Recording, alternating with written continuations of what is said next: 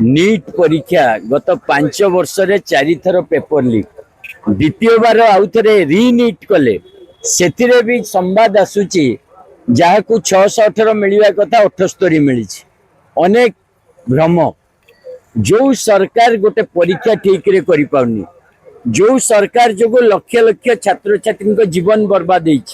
जो सरकार जो 20 रु ऊर्ध्व छात्र छात्री आत्महत्या कले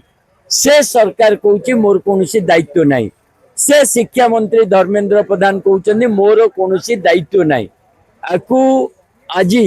सारा देश रे युवा वर्ग साधारण नागरिक छात्र छात्री समस्त विरोध कर जंतर मंतर ठारे जो परी भाव में आंदोलन चली सोनम वांगचुक दीपके अन्य छात्र संगठन आज सारा देश रे तार प्रभाव पड़ी आज ओडिशा रे भुवनेश्वर मध्य विभिन्न संगठन छात्र छात्री नागरिक समाज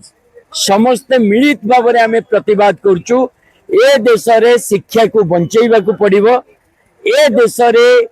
जो परि भाबे शिक्षार व्यापार चलছে ताको बंद करबा को पड़िबो ए देश रे शिक्षा मंत्री को इस्तीफा देवा को पड़िबो कारण से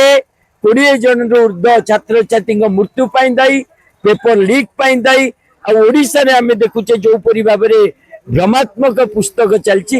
एपर्यंत राज्य सरकार से बही को फेरइबा काम करना कि पिला मानकु बही त्रुटि शून्य बही जोगाइबा काम करना तेणु सीधा सड़क मोर प्रश्न जे भारतीय जनता पार्टी सरकार शिक्षा को नहीं कौन स्पष्ट नीति अच्छी ना नहीं ना शिक्षार व्यापार रे माने मजी रहिबे आ साधारण छात्र छात्री से तार फल भोग करेंगे आज शिक्षा व्यवस्था आम भविष्य तैयारी करिवो आज छात्र छात्री आम भविष्य तैयारी करेंगे तेणु आसंतु आंदोलन में सामिल हवा और शिक्षा विरोधी सरकार को उपयुक्त शास्ति दबा।